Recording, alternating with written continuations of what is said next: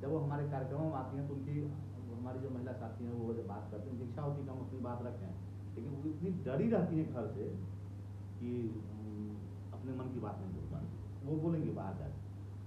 तो situation ward member हो, पंच हो, सरपंच हो, या मुखिया हो, या पंचायत समिति हो, जिला परिषद हो, वो मेरे मेरे हिसाब से मेरे ज़िले में हम 20% से भी कम आकलन करते हैं जो मुखर होकर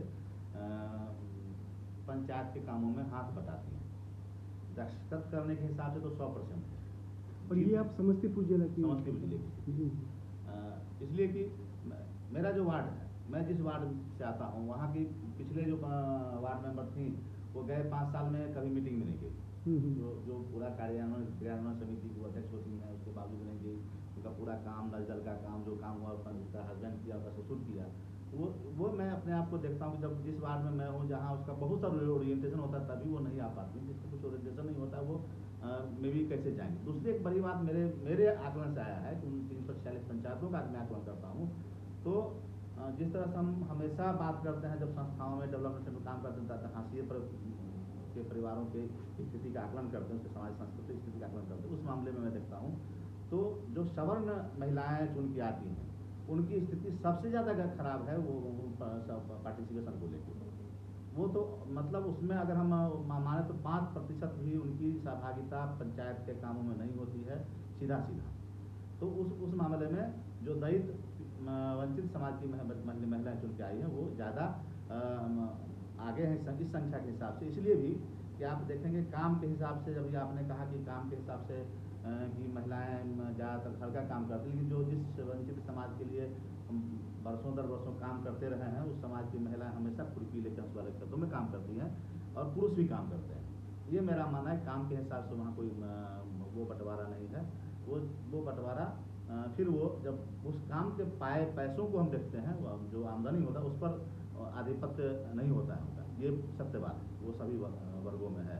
लेकिन पंचायत के लहजे से हम देखें तो पंचायत चुनाव में आई महिलाएं आज भी जो दलित वंचित समाज की महिला वो घर से निकलती हैं, बातों को समझती हैं, बातें करती भी हैं, भले ही इम्प्लीमेंटेशन लेवल पर उनकी बातें नहीं सुनी जाती, क्योंकि वो जो एक ब्यूरोक्रेसी का जो मकर जाल बना हुआ है वो उनकी बातें नहीं सुनता है। एक बड़ा कारण ये भी है। तो ये हमारा आकलन है कि हम कभी भी पंचायत में 50% आरक्षण के बावजूद भी 20% महिलाएं मुखर होकर पंचायत के सारे योजनाओं के इम्प्लीमेंटेशन से लेके विकास की सभी गतिविधियों को देखने के लिए देखें तो वो आ पाई हैं। शेष सारी महिलाएं आज उनके पति, हस्बैंड, बेटा ये पूरे काम को देखते हैं, वो सिर्फ हस्ताक्षर करती है। इसका दो यदि बहुत मुख्य यदि कारण आप बताना चाहें कि क्या वजह है, मतलब जो आपको लगता हो कि सबसे बड़ा वजह यही है जिसकी वजह से उनका खुद का पार्टिसिपेशन नहीं हो पाता, उनके पति या देवर या पिता कोई और आके भागीदारी करते हैं, कोई दो मुख्य सबसे बड़ा।